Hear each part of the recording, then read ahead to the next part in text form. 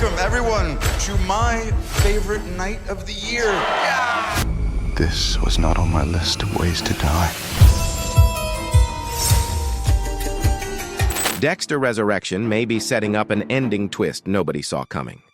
A finale that could not only destroy Dexter Morgan's carefully built life, but also change the entire direction of the series forever. Because for weeks, fans have been building theories.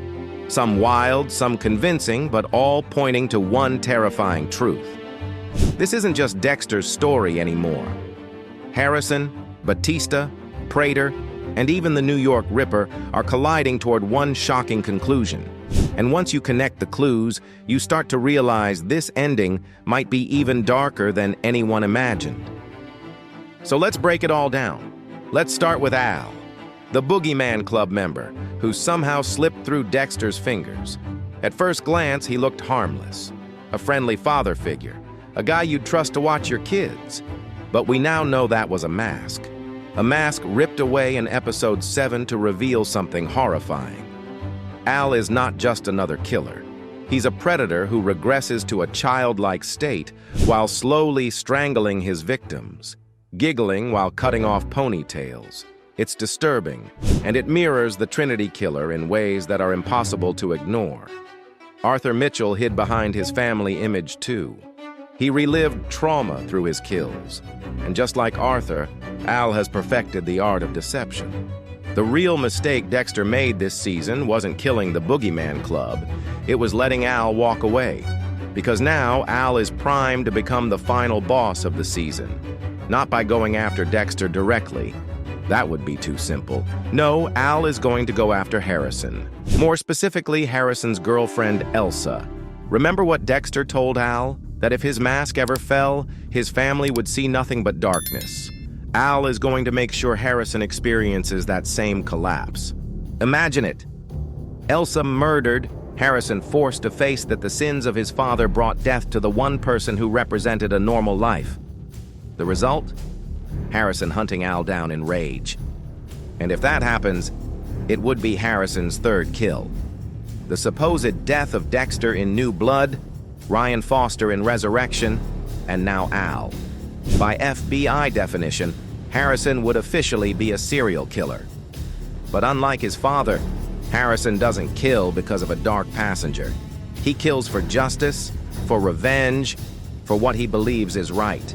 That makes him infinitely more dangerous, because a killer who believes he's the hero has no limits.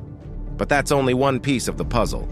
For months, everyone expected Angel Batista to be the one to finally expose Dexter. And while that theory made sense, the truth is far more heartbreaking. Batista doesn't live to see justice. Episode 9 delivers the most devastating gut punch yet. Angel Batista is dead, a character fans loved since the very beginning, taken out in the darkest way possible. And for Dexter, this moment echoes Rita's death. The same guttural cry, the same crushing realization that his actions lead innocent people into graves. But this time, it's worse, because Batista represented not just a threat, but a link to Dexter's past. A man who still sought truth, still believed in justice, and now he's gone. This isn't just about removing an obstacle. It's about breaking Dexter emotionally, and it works. Batista's death could be the true twist nobody saw coming, because it strips Dexter of one of the last people who truly understood him, and it sets Harrison up for a terrifying path of vengeance. But what about the New York Ripper? Episode 10 gives us a shocking revelation. In Prater's files, the Ripper has a name. Don Frampt. Now, on the surface, this seems like the answer fans have been waiting for. But think about it. Would a prolific, elusive killer really hand over his real name to Prater? This is a franchise built on fake names and aliases. Dexter was Kyle Butler, Jim Lindsay, Ronald Smith. Names are masks. Don Frampt feels like another one, a red herring meant to throw everyone off. So who is the Ripper really? The evidence still points strongly to Jonah Mitchell, the son of the Trinity Killer. The weapon matches. The timeline fits if you stretch it. And thematically, It would bring Dexter's past full circle, facing the son of his most dangerous rival. But there's another darker possibility. What if the Ripper isn't just another lone wolf killer? What if he's tied to organized crime? Some fans believe Don Frampt could be a mob boss, and the hints are there. The casting of Steve Schirripa, famous for playing Bobby in The Sopranos, raises eyebrows. Imagine Dexter not just battling killers, but mob-backed killers. A whole new level of danger and a twist that expands the world of Dexter into something even bigger. And at the center of it all is Leon Prater, the puppet master, the man who has been quietly studying Dexter from the very beginning, collecting trophies, building files, analyzing his every move. Prater isn't just a hobbyist. He's constructing a network of killers under his control, offering them structure, purpose, even therapy in exchange for obedience. The Gemini twins, Jonah Mitchell, maybe even Al. And now, he wants Dexter.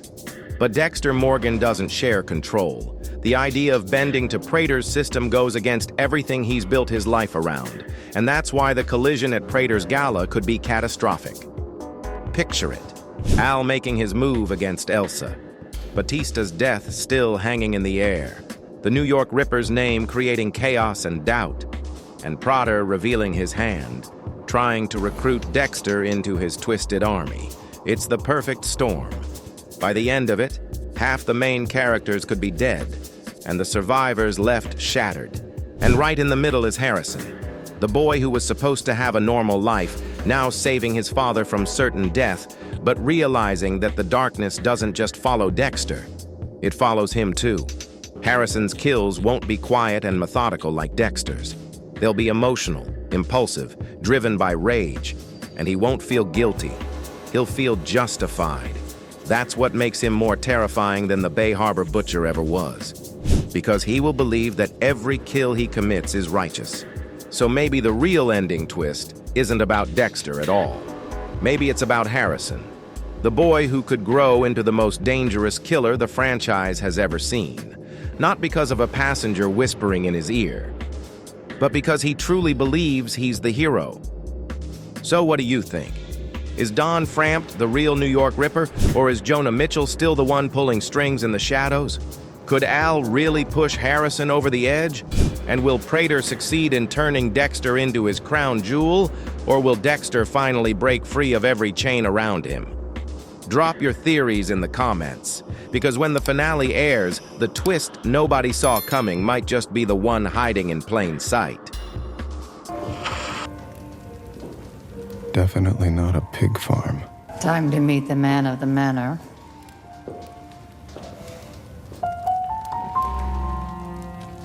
Ronald Schmidt, welcome. Dexter Morgan versus Leon Prater. The fight fans never thought they would see. One is a legendary predator, the Bay Harbor Butcher himself. The other, a billionaire collector of killers who has already put a bullet in Angel Batista's back. When these two finally collide, who actually survives the showdown?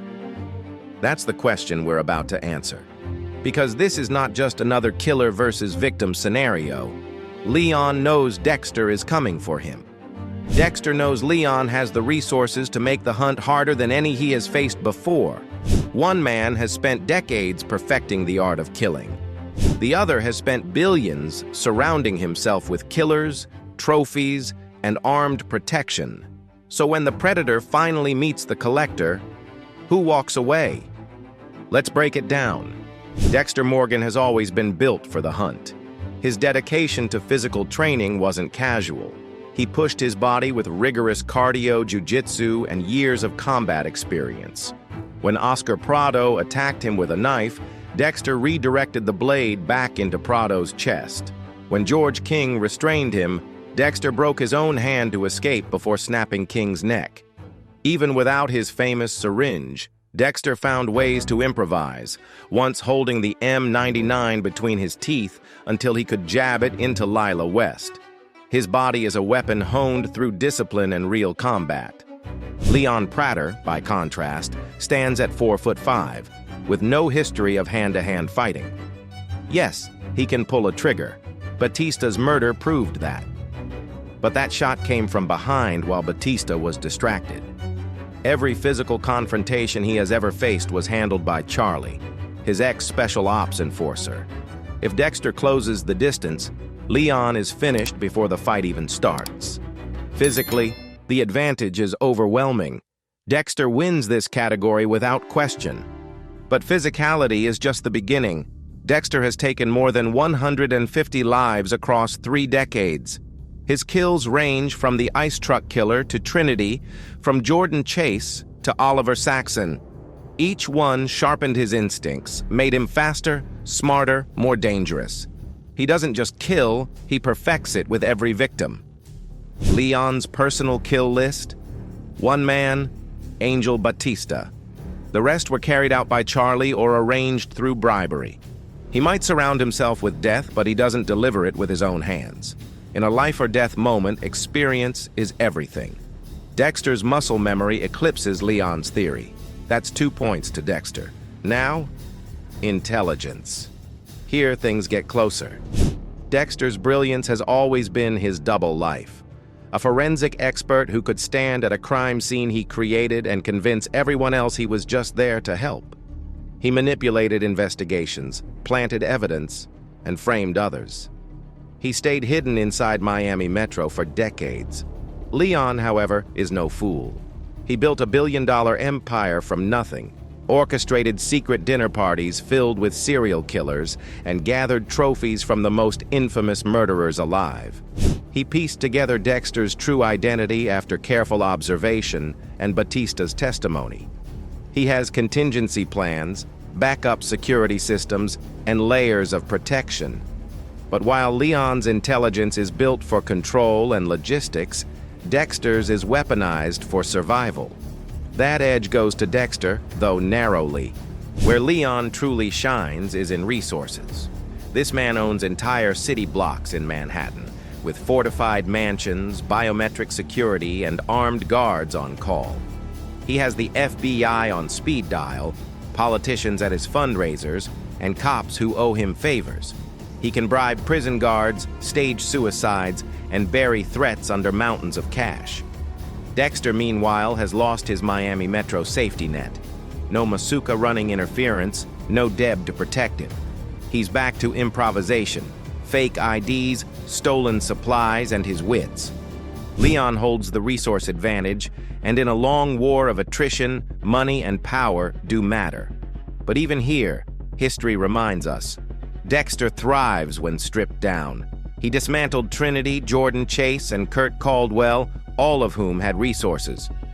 Leon may have more, but money can't stop betrayal. And Charlie's loyalty? Not guaranteed. Psychological warfare adds another layer. Dexter is a master manipulator. He convinced Rita he was a heroin addict, manipulated Lila into believing they were soulmates, and fooled entire police departments for years. He pressures confessions out of killers, unnerving them with his calm precision. Leon, however, is obsessed with killers. He manipulates through ego and belonging, hosting dinners that made predators feel seen. But when it came to Dexter, Leon's fascination betrayed him. He idolized the Bay Harbor butcher. That reverence makes him vulnerable. In a battle of minds, Dexter's experience dealing with investigators and fellow predators gives him the advantage once again. Operational security might be the most telling comparison. Dexter perfected his cover for years. He lived a double life, created aliases, faked his death, and built a trophy system that remained hidden until the very end. Leon built vaults behind limestone walls, coded entries, and elaborate systems to hide his collection. For years it worked. But then Dexter infiltrated his circle as Ronald Schmidt, eliminated killers right under Leon's nose, and walked away without suspicion. Leon's empire looked strong until a real predator entered. That's the difference. Leon's system is only secure until someone determined enough breaks in. Dexter's was stress-tested by law enforcement and survived. Dexter wins this category, too. But now we come to vulnerabilities, and here the story shifts. Dexter's greatest weakness has never been the police. It has always been his attachments. Rita, Debet, and most of all, Harrison. Every time Dexter tries to protect his son, he makes reckless choices. Harrison is both his strength and his downfall. Leon knows this. He knows the surest way to destabilize Dexter is to threaten his son. Leon's vulnerability is different. His physical limits, his reliance on Charlie, and his ego. He is overconfident, convinced his money can buy safety. That arrogance could cloud his judgment and make him careless. Still, if Leon plays his cards right, Harrison becomes the perfect trap. And that makes Dexter weaker here. So where does that leave us? Physically, Dexter dominates. In killing experience, there's no comparison. In intelligence, Dexter edges out Leon. In psychological warfare and operational security, Dexter is superior. Leon wins on resources and perhaps on exploiting Dexter's emotional weakness. But in the end, what matters most is the fight itself. Dexter's entire life has prepared him for close-quarters execution. Leon's life has prepared him to watch from the sidelines. When the two finally clash, it's the difference between a predator and a collector. One kills, the other pays to watch. Imagine it. Dexter breaches Leon's mansion, slipping past guards, improvising tools, dismantling defenses one by one.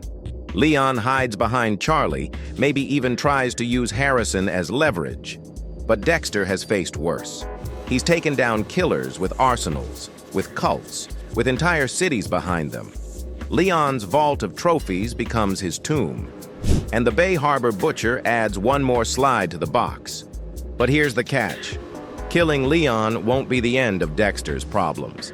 Leon is too rich, too powerful, too visible. His death would spark investigations that money once kept buried. And for the first time in years, Dexter could find the spotlight aimed squarely at him again. Survival in the fight does not guarantee survival in the aftermath. That's the true cost of this showdown.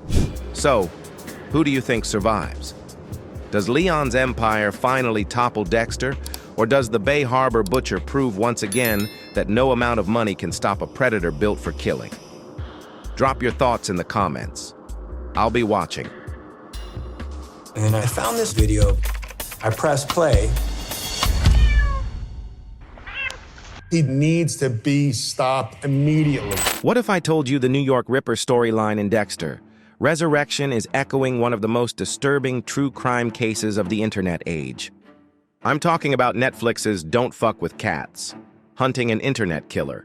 I wasn't gonna stop until I found him. I've got this fucker. The documentary that shocked the world by showing how a sadistic killer left cryptic clues online, while an army of obsessed internet detectives tried to hunt him down. Now here's the crazy part. The exact same dynamic is unfolding in Dexter. We have a killer who taunts from the shadows. We have breadcrumbs scattered across scenes. And we have an obsessive fan base, just like the Facebook detectives in Don't Fuck with Cats, piecing together every hidden detail to crack the case. Thousands of people looking to find this guy. There was a tidal wave of leads that were coming in.